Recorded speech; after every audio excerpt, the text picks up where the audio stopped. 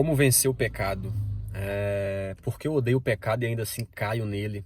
Por que é tão difícil? Por que essa pressão? Por que aqueles que querem vencer o mundanismo têm tanta dificuldade em vencer o pecado? E perguntas como essas vagueiam pela nossa cabeça, né, pela nossa mente, e às vezes nos deixa inconformados, ao ponto de chegarmos à conclusão que é impossível vencer o pecado. Sim, eu falo isso porque eu recebo muitas pessoas dizendo isso. É impossível eu vencer essa guerra, eu vencer o pecado e viver uma vida para a glória de Deus. No final desse vídeo eu vou te revelar uma das estratégias às quais o Espírito Santo ele nos dá. E estratégias essas e que não podem ser efetuadas por homens, pela carne. Nenhuma artimanha humana poderá vencer o pecado. Por mais que seja sábia essa instrução, nenhuma artimanha humana é capaz então de prevalecer contra o pecado. Autoajuda, ensinamentos de coaches e todas essas coisas são totalmente irrelevantes diante do pecado, são inúteis. O apóstolo Paulo, em 1 Coríntios 2:2, ele diz: eu me propus nada saber a não ser Cristo e esse crucificado. Ou seja, ele diz, qualquer outro tema, qualquer outra coisa, qualquer outra artimanha forjada por homens, ele diz, é totalmente inútil. Ele diz, somente a cruz de Cristo é capaz então de vencer. Somente a cruz de Cristo é o centro daquilo que eu prego, daquilo que eu ensino, é o centro da minha mensagem. E é por isso que eu escrevi esse livro, O Segredo de Como Vencer Qualquer Pecado. Eu vou deixar o link dele aqui embaixo, vou colocar a imagem dele aqui para você poder ver. E eu abordo alguns temas como é patético um crente mundano, é patético alguém que diz servir a Deus, mas no privado essa pessoa se entrega e se deleita no pecado. Só há uma maneira de vencermos o pecado, só há um segredo, o que na verdade não é segredo, né? É encontrarmos um prazer maior do que aquele pelo qual nós nos deleitamos e pelo qual nós sempre caímos. É fácil, depois de concebermos o ato, né? Depois de praticarmos o ato, dizermos, eu não vou fazer mais isso. Nunca mais eu farei isso. Quantos de nós já fizemos orações desse tipo? Senhor, nunca mais eu vou pecar. Nunca mais eu vou cair nesse pecado. Quantos de nós já dizemos isso? E choramos, e não faltou sinceridade, foi sincera as nossas palavras. Mas o que faltou foi poder. E recebereis poder ao descer sobre vós o Espírito Santo. E recebereis poder do alto. Somente com esse poder, então, o homem pode obter êxito contra a guerra da carne, somente pelo poder do alto.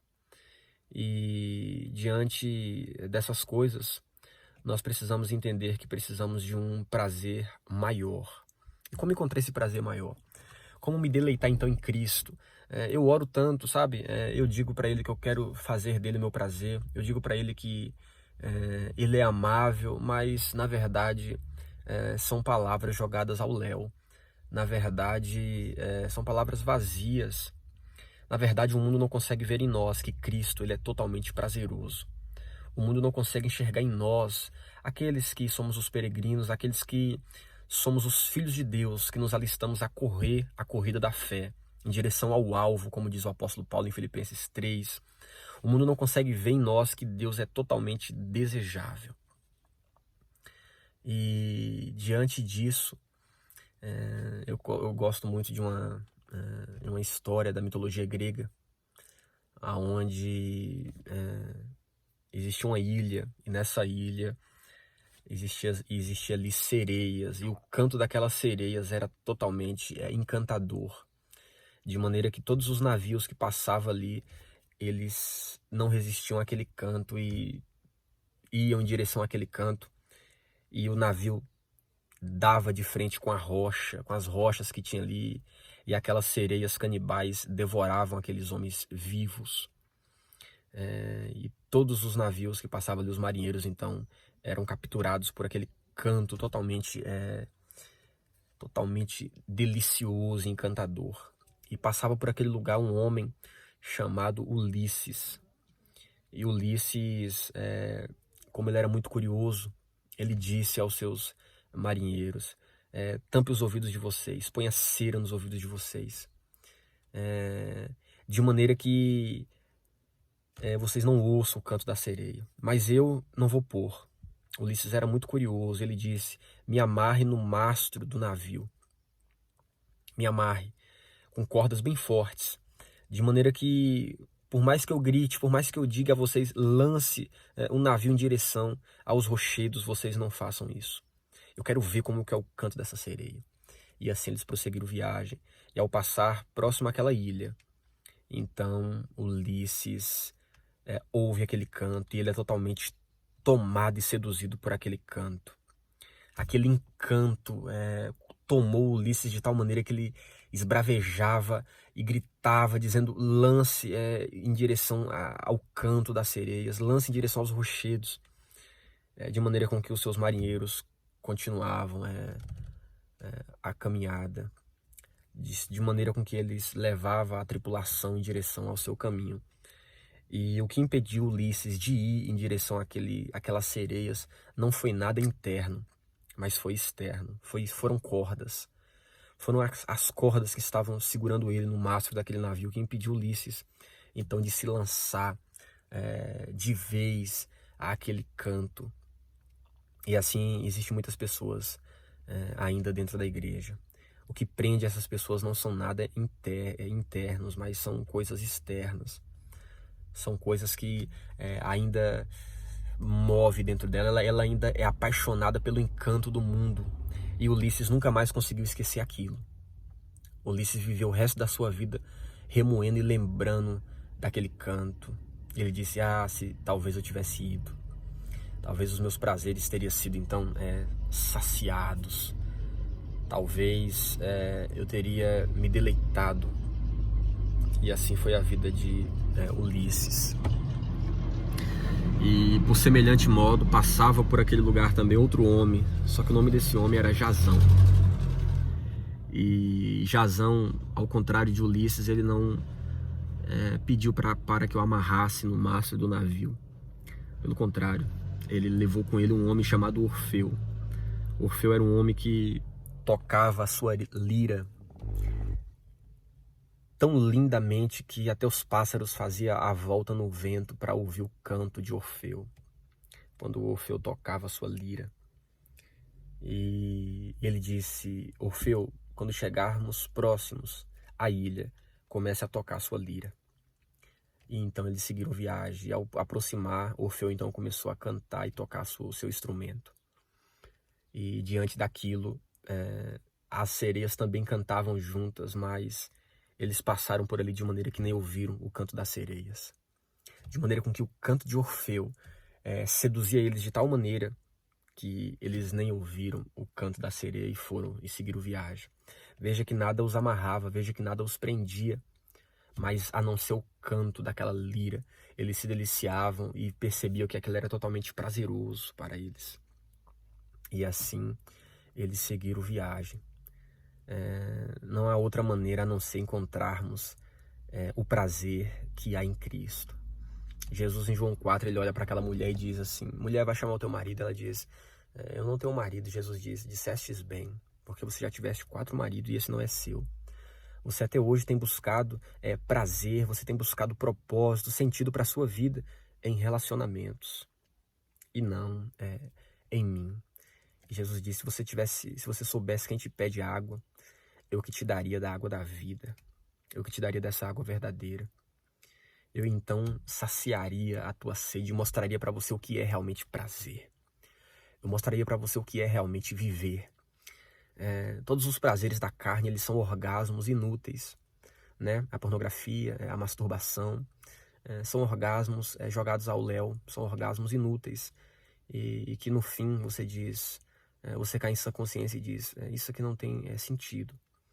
O filho pródigo, quando comia com os porcos, e ao fazer o cálculo, a Bíblia é bem clara e diz, quando caiu ele em si, ele disse: quantos trabalhadores do meu pai se alimentam melhor do que eu. Até os servos do meu pai se alimentam melhor. Imagina eu que era filho. Ele estava totalmente fora de si quando ele pegou a sua parte da herança e partiu em direção a uma terra dissoluta para destruir tudo aquilo que tinha. Davi, ele tocava sua harpa de tão bem que Saul, quando estava perturbado por espíritos malignos, mandava então chamar Davi para tocar e acalmar ele, e ele se deleitava naquilo. Veja que enquanto não encontrarmos um prazer maior, e como isso é possível, como eu alcanço, sabe? Às vezes as pessoas falam, mas ainda é tão longe para mim, ainda é tão distante o ensinamento que eu ouço. Isso é somente caminhando. Eu posso caminhar por uma estrada e dizer para você, olha, aquela estrada é uma estrada muito cheia de buracos, aquela estrada é uma estrada obscura, tem curvas, você vai passar uma árvore e à direita tem uma curva que você deve fazer aquela curva com precisão. Você vai acolher então as minhas instruções, mas é somente caminhando, é somente a caminho daquela estrada que você então realmente verá como ela é. Então, por mais que eu fale desse prazer, por mais que eu diga para você o mel é doce, e eu trago um cientista aqui e de maneira científica ele prove para você, dê muitos argumentos dizendo o mel é doce, e você diga eu não tenho dúvida disso, porque você explicou muito bem. Mas você vai ver que é um doce muito mais além na hora que você prova, na hora que você põe na boca ele derrete. E você diz, o mel é doce de maneira com que eu não sabia. Que ele é tão doce assim, é um doce que vai além, é algo que vai além. E isso leva tempo, isso custa tempo. O crescimento em Cristo ele custa toda uma vida.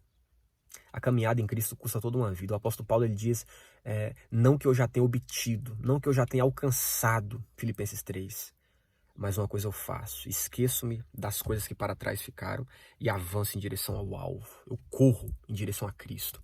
Ele diz, e essa corrida, ela só será alcançada quando eu então receber o prêmio da soberana vocação.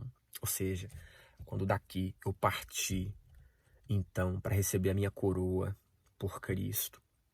Então, enquanto aqui nós estivermos, então nós estaremos nessa luta. Essa luta só será vencida por completo quando então a carne, esse corpo, descansar no caixão.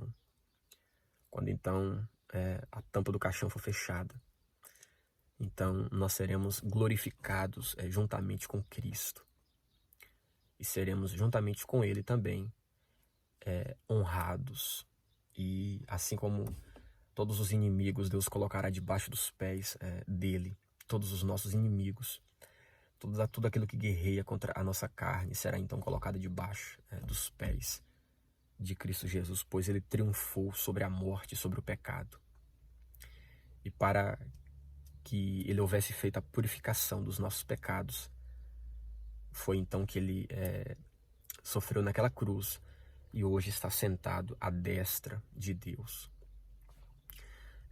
Gaste o seu tempo. Essa palavra gaste eu não gosto muito de usar ela, mas invista o seu tempo. Invista o seu tempo em oração, invista o seu tempo a sós com Deus. Nunca aparte seus olhos da Bíblia. Nunca aparte.